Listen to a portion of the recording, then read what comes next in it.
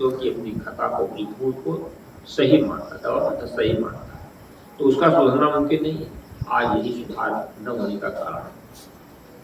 कोई भी बात अगर सदगुरुजन समझाते हैं समाज में और शुद्ध हृदय से, और एक बात और समझो, हृदय जो शुद्ध होगा, पवित्र भाव होगा, तो उस बात को तुरंत लागू हो जाएगी। हाँ, हमको ये बात समझाया गया, हमको ऐसा नहीं करना चाहिए। लेकिन अंतःकरण अगर कलुषित होगा तो पना उसका हो जाता है। कुछ कोई कितना भी कहता है, हवा बह रही, कह दिया, हो गया। बार बार कहा जाता है, कहते हैं कोई सदगुरु जो समझाते हैं इतनी बार, लेकिन कोई ध्यान सुनने नहीं चाहिए। सुधार कैसे होगा? हम आए हैं सुधार करने के लिए, हम आए हैं अपना स्वभाव को ठीक करने के लिए। कोवा सूर स्वभावे जीते। सूरवीर कौन है? जो अपने स्वभाव को जीतता है, हमेशा स्वभाव पर हावी रहो। कोई समझाता है तो उस पर विचार करना चाहिए। हम लोग आए हैं सुधार करने के लिए। अगर कोई निर्देशन करता है किसी चीज के लिए तो विनम्र होकर के उसको समझने की कोशिश करना चाहिए। लेकिन विनम्रता नाम की तो कोई चीज भी नहीं। तभी विनम्र होकर के गलती को स्वीकार नहीं कर सकता है, सुधार कभी होगा। और वो चीज याद रखो। एक बार गुरुदेव का हम गिलास साफ किए, तो जैसे राख से माने धोया गिलास को, तो उंगली भीतर बीच में तो नहीं पहुंची, आसपास बहुत छूट गया। जब गिलास सूख गया तो राख से दिखने लगी। गुरुदेव दिखाएगा, देखो सजीव दास गिलास बन गया। आज भी याद है, कम से कम ये बात हो गई हुई 45-50 साल की तो पहले की बात। आज भी याद है बात। भूल स्वीकार किया, हाँ साहब भूल। एक बार श्री संतोष साहब जा रहे थे जमात, एक कुएं पर बाल्टी लगी थी, तो कहा बाल्टी मांझ के पानी हो। बाल्टी मांझे, फिर धोए, धो करके पानी पैर पर डाले। संतोष साहब ने फिर मांझे, फिर पानी जो रहा तो पैर पर डाले, फिर घर बाल्टी मांझे, फिर वो पानी जो था डाल दिए पैर पर। तो कहे कि साहब ताकत हो जाती है, कहा तुम पैर धो लेते हो? हाँ साहब पैर तो नहीं धोते, पानी गिराते तो कहीं छींटा पड़ता है। ये हमने भूल स्वीकार किया। भूल को स्वीकार करो, सुधार होगा। हम सुधारने के लिए आए हैं। लेकिन अहंकार जब होगा, अहंकार इतना शैतान है कि भूल को सुधरने नहीं देता, दुखने नहीं देता। अहंकार दुखने नहीं देता। विनम्र हो जाना, स्वीकार करना, ये झुकना ही है। लेकिन अहंकार नहीं होगा। हम करते सही करते हैं, सब लोग गलत करते हैं। और हर व्यक्ति कहता दुनिया में अकल दो है और नहीं किसी की गम। डेढ़ में, आधे में सब जग बसे, डेढ़ में हम। दो अकल है तो डेढ़ अकल हमारे पास है और आधी में सब दुनिया, पूरी दुनिया सब आधी बुद्धि उनके पास है और डेढ़ बुद्धि हमारे पास है। अहंकार तो वो है कि हाँ हम कहते हैं तो सही कहते हैं, दूसरा गलत कहते हैं, तो सुधार होगा।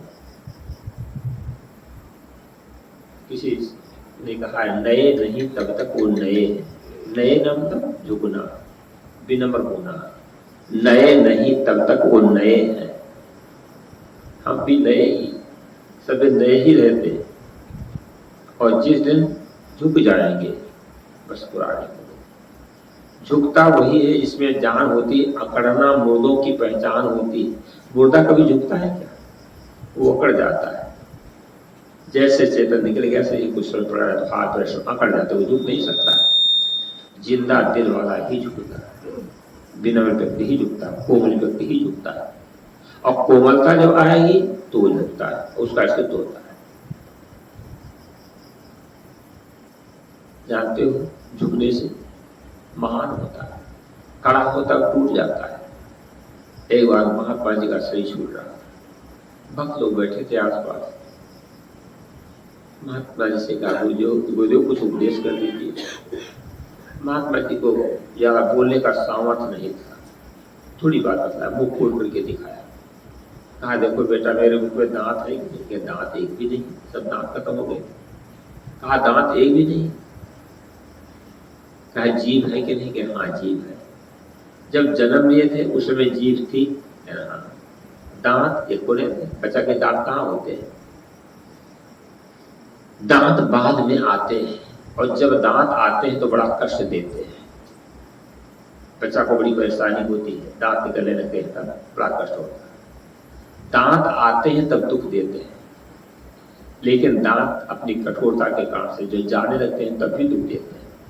दांत आते हैं तब दुख देते हैं और जाते हैं तब दुख देते हैं। जीवा जब जन्म लेते तब भी थी, और जीवा कोमल है, मुलायम, 32 दांतों के बीच में जीव रहती है, और जरा कहीं असाड़ होकर दांत जीव कट जाती है।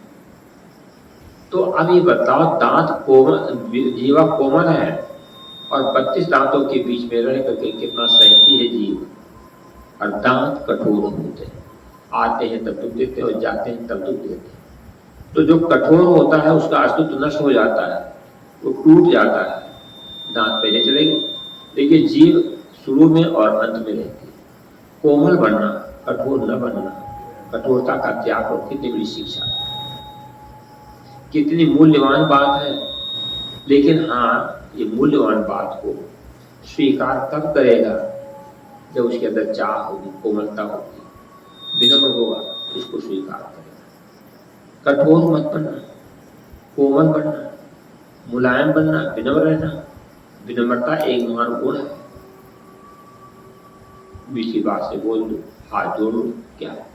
हाथ का रखा है, दोनों हाथ किसी सामने से जोड़ देते तो उसका भी हाथ जुड़ जाएगा, और कहीं हाथ ऐसे उठा दिया तो तैसे भी से हाथ उठ जाएगा। इसलिए देखो, कोमलता का पाठ पढ़ना चाहिए, सुधार करना चाहिए। ध्यान क्या है, देखो, अपने अंदर झांको, क्या कमियां हैं निकालो। उदाहरण दिया जाता है, कोई फाटक को बंद करके चला गया कहीं बाहर, 4 महीने के लिए चल निकल, ताला डाल दिया था मकान में। जब लौट करके आता है तो देखता क्या है, मकड़ियों ने जाला लगा दिया है, तमाम कचरा भरा हुआ घर के अंदर, चूहों ने मिट्टी उठा दी, ढेर लगा दिया, पूरा घर में गर्दा गुबार भरा हुआ है। पहले तो क्या करता है, देखता है उसको, आकर फाटक खोला, देखा कचरे से घर भरा हुआ है। अब पहले तो निरीक्षण किया उसको, निरीक्षण करने के पश्चात फिर झाड़ू उठाया, झाड़ू लगाने लगा, झाड़ू दिया हमारा सब, फिर घर को भी झाड़ दिया, साफ सुथरा साफ झाड़ करके साफ कर दिया। फिर मिट्टी चूहों ने उठाया, उसको यथाउचित स्थान पर डाल करके पाट से डाल कर पीट दिया, लीप लाप दिया, चौका लगा दिया, धो धा दिया, सफाई कर दी। तो पहले निरीक्षण, इसके बाद सफाई, अंदर में निरीक्षण करो पहले क्या क्या दोष पड़े तो धरे हुए है। जो अपनी भूल को समझ लेता है तो भूल से दूर हो जाती है, समझ नहीं पाता है तो भूल नहीं दूर हो पाती।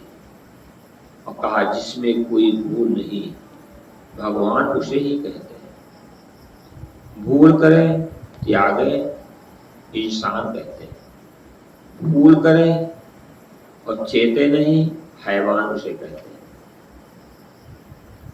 अगर गलती रुलाती है तो राहें भी दिखाती है, अगर गलती रुलाती है तो राहें भी दिखाती है। ये इंसान गलती का पुतला है, अक्सर हो ही जाती है। गलती कर न दूर आए उसे इंसान कहते हैं, पराया दर्द अपनाए उसे भगवान कहते हैं, किसी के काम जो आए उसे इंसान कहते हैं।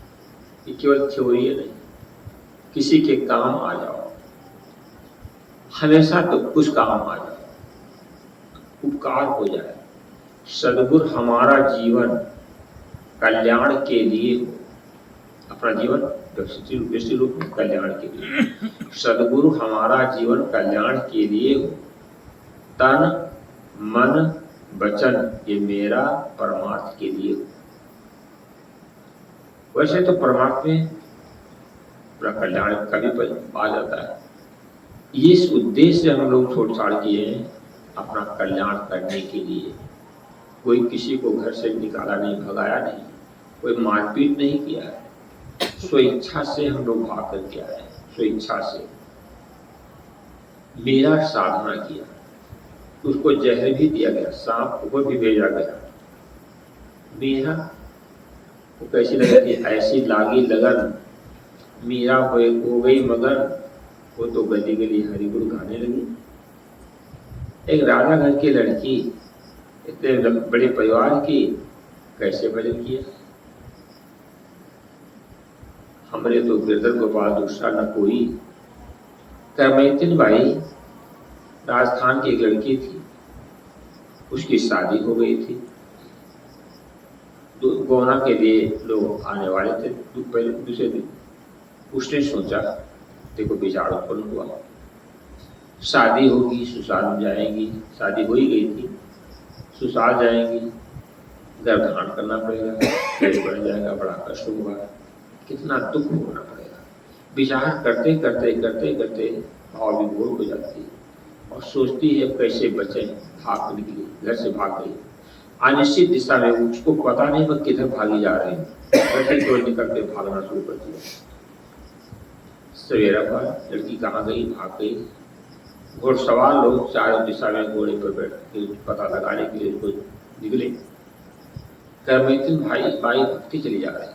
रेगिस्तान, वहाँ जंगल में कोई छिपने की जगह थी नहीं। एक ऊंट बड़ा पड़ा था, ऊंट तो जानवर उसके पेट का मांस खा लिया था।